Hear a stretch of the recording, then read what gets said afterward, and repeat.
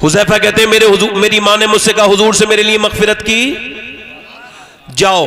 कहते मैं हुजूर की बारगाह में गया, सरकार मस्जिद नबी से अपने हुजरे की तरफ जा रहे हैं, मैं हुजूर के पीछे पीछे हूं। हुजूर ने मुझे अभी देखा नहीं है।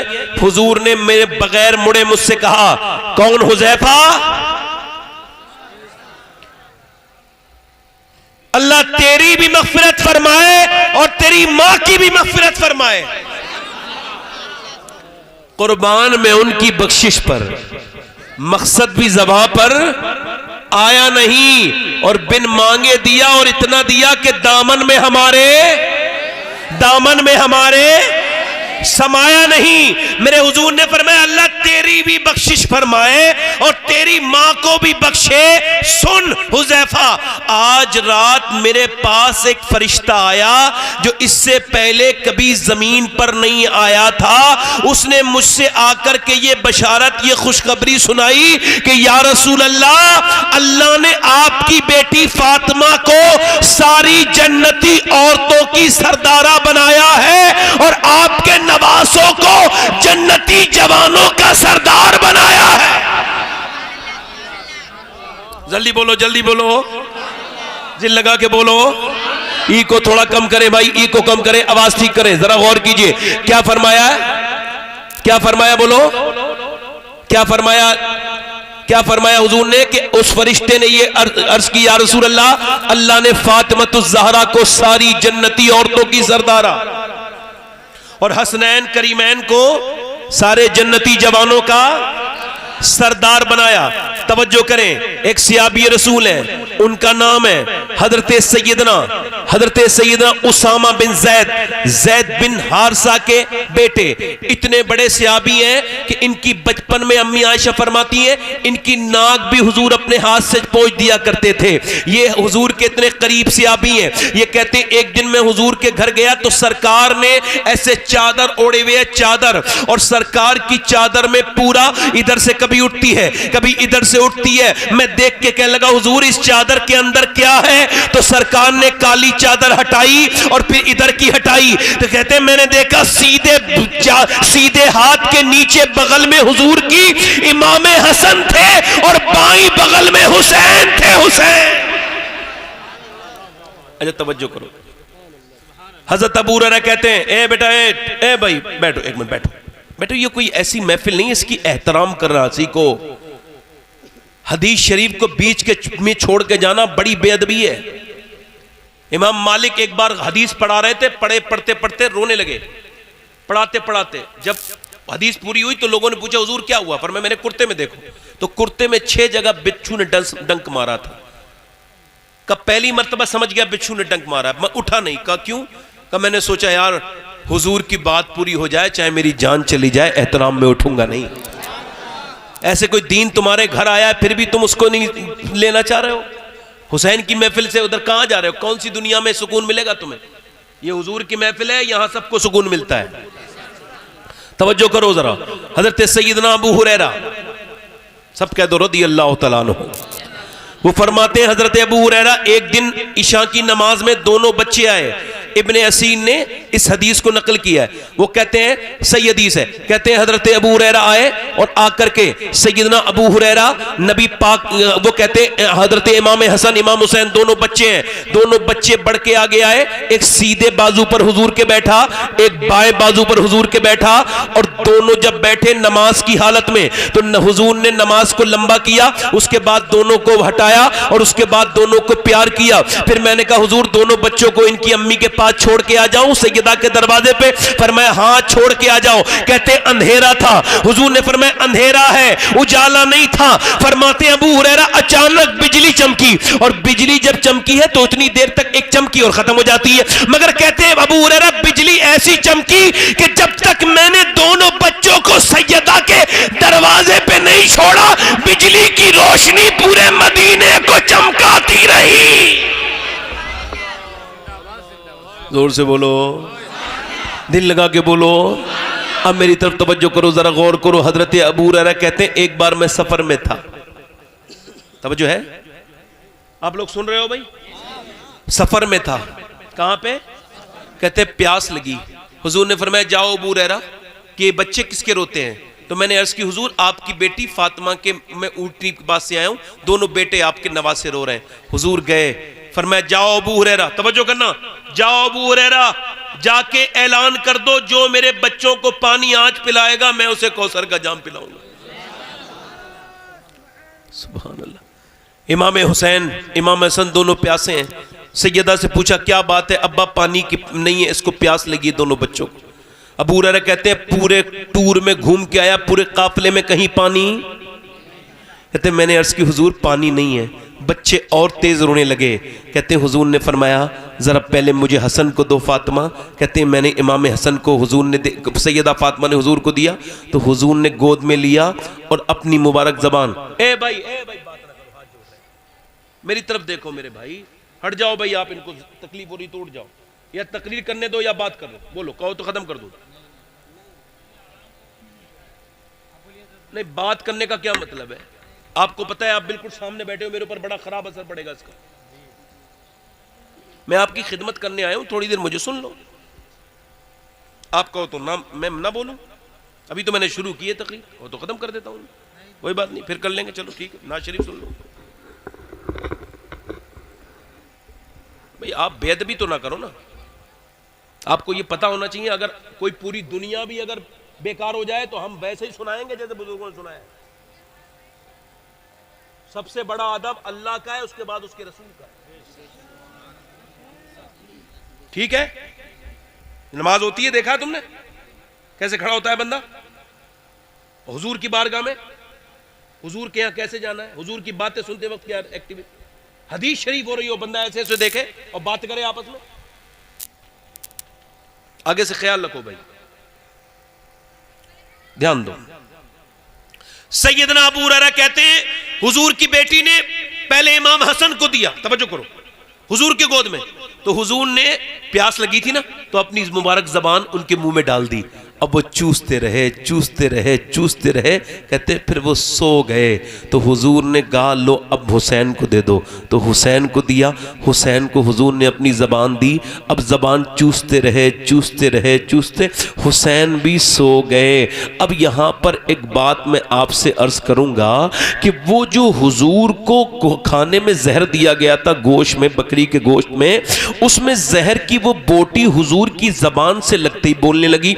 उलमा कहते हैं कि वो उससे पहले नहीं बोली, जबान पे लगी तो बोल गई। क्यों? क्योंकि नबी का लुआब ऐसी बरकत रखता है, बेजबान को लग जाए तो अल्लाह उसको जबान दे देता है। अब मुझे बताओ, गोश्त का एक बेजान लोथड़ा जिसे नबी का लुआब लग जाए वो कलाम करने लगे, तो फिर वो हसन और हुसैन कैसे कलाम करते होंगे जिनकी घुट्टी हुजूर का लुआब दहन है, पैदा हुए नबी का लुआब दहन पिया, और जब वो प्यासे होते थे नबी उन्हें जबान चुसाते थे। अल्लाह अकबर। हजरत सैयदना मौलाए कायनात की ये रिवायत करते हैं कि हजरत इमाम हसन जब हुजूर के मिंबर पे बैठ के तकरीर करते थे तो इमाम अली उनकी तकरीर को छुप के सुनते थे। इमाम हसन बड़े बेटे हैं, इमाम हुसैन छोटे बेटे हैं। इमाम हसन तकरीर कर रहे हैं, हजरत अली छुप के सुन रहे हैं। लोगों ने कहा हुजूर आप इनकी तकरीर सामने बैठ के क्यों नहीं सुनते हैं? कहा मेरा बेटा मेरे सामने शर्माता है, तकरीर नहीं करता। कहा तो फिर छुप के क्यों सुनते हैं? कहा इस वजह से जब ये मिंबर पे बैठ के बात करता है ना, तो इसका लहजा भी अपने नाना वाला हो जाता है और इसका चेहरा भी मेरे नबी वाला हो जाता है। ये वो हसन है। तवज्जो करो जरा, इस बात पे गौर करो, मेरी बात पे और गौर करो। मैं आपसे क्या अर्ज करता हूं, हसन कौन है, हुसैन कौन है? हजरत सैयदना मौलाए कायनात मौला अली एक दिन मदीने की गलियों में चलते चलते हजरत उमर फारूक आजम का सामना हो गया और उन्होंने कहा ए उमर, मुस्कुराए हजरत अली देख के हजरत उमर को, ए उमर आज मैं कई मुल्क घुमा हूं और कई सूबों में तुम्हारी बड़ी तारीफ लोग कर रहे हैं। कहते उमर ने बड़ा इंसाफ कायम किया है, उमर की जैसी हुकूमत कोई नहीं। कहा आप तो मेरे दोस्त हो, आप तो तारीफ कर ही दोगे, अगर तारीफ दोनों बच्चे करें तो बड़ी बात है। चूंकि हजरत उमर को पता था ये वही बच्चे हैं जिनकी जबान पे आमीन आई तो वो मुबाहिले वाले जो लोग थे वो भाग गए। यही देख के उसने कहा था ये नबी की तो बात अलग करो। जब बहस हुई ना आपस में किससे, नसरानी से और हुजूर से, हुजूर ने फरमाया अच्छा तुम ईसा अलैहिस्सलाम को बेटा कहते हो तो ये बताओ जो बाप के बेटे के अंदर बातें होती हैं बाप के अंदर भी होती हैं, ये बताओ क्या अल्लाह भी पैदा हुआ है? नहीं। का अल्लाह के हाथ पैर हैं, ईसा के हाथ पैर थे? नहीं। लाजवाब हो गया तो बदतमीजी पे उतर है, मैं आपके लिए बद्दुआ करूंगा, मुबाहिला करूंगा। हुजूर ने फरमाया ठीक है तू अपनी बद्दुआ कर, मैं अपनी करूंगा। और जब वो जहां जगह हुजूर जाने लगे ना, फरमाया देखो हसन पीछे, हुसैन पीछे, सैयदा पीछे, और कौन? हजरत अली का तुम आमीन कहना, मैं दुआ करूंगा। हुजूर जा रहे हैं, तवज्जो करें, हुजूर जा रहे हैं। उनमें का जो एक यहूदी था उसने कहा बिल्कुल यहां से निकल लो, नबी की तो बात छोड़ो, वो जो दो बच्चे नजर आ रहे हैं, मेरा दिल कहता है अगर इन्होंने आमीन कह दिया तो कयामत तक नसरानियों की कोई नस्ल नहीं बचेगी, इस वजह से भाग जाओ। मेरे नबी ने फरमाया फातिमा फरिश्ता तैयार था, बस मैं बद्दुआ करता और वो आमीन कहते इनकी नसरानियों की नस्ल खत्म हो जाती। अरे अल्लाह ने हसनैन करीमैन की जबान में वो शान रखा। समझो है कि नहीं? जरा गौर करो। हजरत उमर बोले कि आप इनसे, आप इन दोनों बच्चों से कहें ये कुछ कहें मेरे बारे में। तो हजरत इमाम हसन, अल्लाह अकबर, जब हुजूर का विसाल हो गया ना तो हजरत अबू हुरैरा, तवज्जो करो, बुजुर्ग थे हजरत अबू, ऐसे दरवाजे पे दस्तक देते थे रात में। हजरत अली पूछते क्यों, क्या बात है? कि बस जरा हसन को बाहर लाइए। इमाम हसन बाहर आ गए, हुसैन को भी लाइए, उन्होंने आ गए। बस दोनों को देखा ना तो हजरत उमर कहते थे हुजूर का दिल करता है ना देखने का, तो अल्लाह ने हसन हुसैन का चेहरा बिल्कुल हुजूर की तरह बनाया, तो इनको देख के दिल को तसल्ली हो जाती है। मेरा इमाम बोला मादूम न था साया शाह सकलैन, उस नूर की जलवा गाहती जाते हसनैन, और तमसील ने इस नूर के दो हिस्से कर दिए, आधे से बने हसन और आधे से बने हुसैन, आधे से हुसैन। अब जरा गौर करो, हजरत उमर कहते हैं कि आप ऐसा करें, तवज्जो, आप ऐसा करें, तवज्जो, आप ऐसा करें कि इनसे कहें। तो हजरत इमाम हसन ने कहा आपकी इंसाफ का क्या कहना है, आपने मेरे नाना के दीन को बड़ा आगे तक पहुंचाया है, अल्लाह आपको इसकी जजा दे। ऐसे ही कुछ अल्फाज इमाम हुसैन ने भी कहे। हजरत उमर ने कहा कहने की बात अपनी जगह, आप दोनों शहजादे लिख दें। तो लिखा, लिखने के बाद दोनों भाइयों ने दस्तखत जब छोटे छोटे बच्चों ने किए ना, तो हजरत उमर फारूक आजम ने ऐसे करके उस रुक्के को हाथ में लिया और कहा अल्लाह गवाह रहना, मैंने तेरे महबूब के बेटों से भी लिखवा लिया है कि उमर इंसाफ करता है। जरा तवज्जो करना, यहां पर एक नुक्ता, यहां पर जरा गौर करना, गौर करना। आज तक किसी ने अपने बाप को अपनी मर्जी से नहीं चुना कि मैं, ये मेरा बाप, मैंने अपने बाप को अपनी मर्जी से नहीं चुना, आपने नहीं चुना। अगर ऐसा होता तो अमीरों के अगर बच्चे पैदा होते, गरीबों के अगर कोई बच्चा पैदा होता, बोलो कोई बच्चा पैदा होता, फिर तो बिल गेट्स के घर बच्चे पैदा होते, अंबानी अडानी के घर बच्चे पैदा होते, गरीबों के रक्शे वालों के घर कोई बच्चा पैदा नहीं होता। मगर कोई अपनी मर्जी से ना तो अपना बाप चुनता है, ना अपनी मां चुनता है, ना अपनी बहन को चुनता है, ना अपने बाप को चुनता है, ना अपने भाइयों को चुनता है, ना अपना नाना चुनता है, ना अपनी नानी का इंतखाब करता है। अपनी मर्जी से ना तो किसी को भाई मिलता है, ना किसी को बहन मिलती है। किसी की बहन ठीक है तो उसका भाई ठीक नहीं, किसी का भाई ठीक है तो उसकी बहन ठीक नहीं, किसी का बाप ठीक है तो उसकी मां ठीक नहीं, किसी की मां ठीक है तो उसका बाप ठीक नहीं, किसी की नानी ठीक है तो उसका नाना ठीक नहीं, किसी का नाना ठीक है तो उसकी नानी ठीक नहीं। तो सुनो, एक दुनिया, एक में कोई अपनी बेटा अपना बाप नहीं चुन सकता, मगर मियां पूरी कायनात में अकेला एक ऐसा हुसैन है जिसे जिधर से देखोगे वो लाजवाब ही मिलेगा। उसका भाई हसन है जो सारे जन्नती जवानों का सरदार है, उसका बाप अली है जो सारे वलियों का सरदार है, उसकी ज़ैनब अपनी हम असर औरतों की सरदारा है, उसकी माँ सारी जन्नती औरतों की सरदारा है, उसकी नानी सारी उम्महातुल मोमिनीन की सरदारा है, उसका नाना सारे नबियों का सरदार है। अफजल है कुल जहां में घराना हुसैन का, अफजल है कुल जहां में घराना नबियों का ताजदार है नाना हुसैन का। जोर से बोलो या हुसैन। सुनो, अच्छा एक शेर और सुनो। एक शायर ने कहा कि यजीद बनते हैं आज भी लोग मेहनत से, कोशिश से, हुसैन बनते नहीं, खुदा बनाता है। अच्छा अब मैं आपसे पूछता हूं कि हमारे यहाँ अब हुसैन के गुलाम पैदा क्यों नहीं हो रहे? यहां से देखे वहां तक जाओ, तुम्हें 10-15 लड़के मिलेंगे जो इस वक्त वीडियो गेम खेल रहे होंगे। जाओ देखना, ये नस्ल बर्बादी की तरफ जा रही है और इसकी बर्बादी में पूरा पूरा हाथ इनकी माओं का है, इनकी बेटियों का है, बहनों का है। क्योंकि हुसैन बाद में करबला में आया,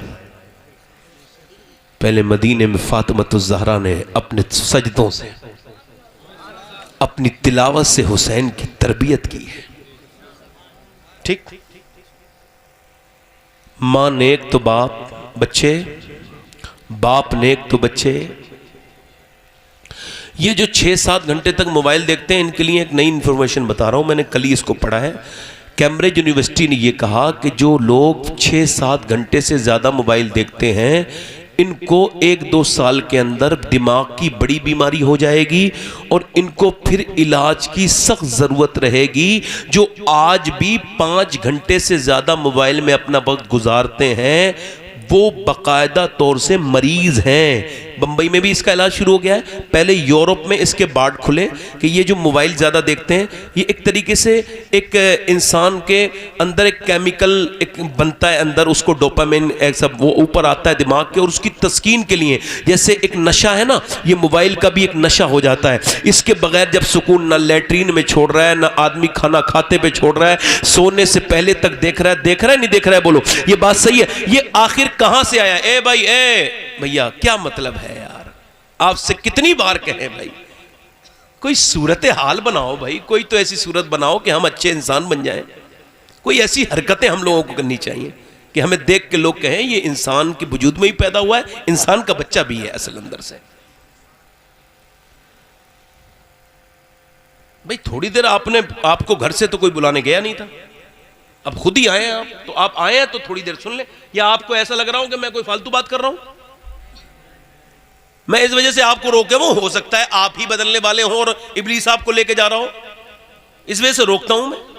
इब्लीस ही उठाता है ऐसी महफिल से, चल यहां कहां बैठा है, चल जाके ते फेसबुक देखेंगे, चल के सोएंगे जाके, यहां कहां बैठा, तू मेरा आदमी है?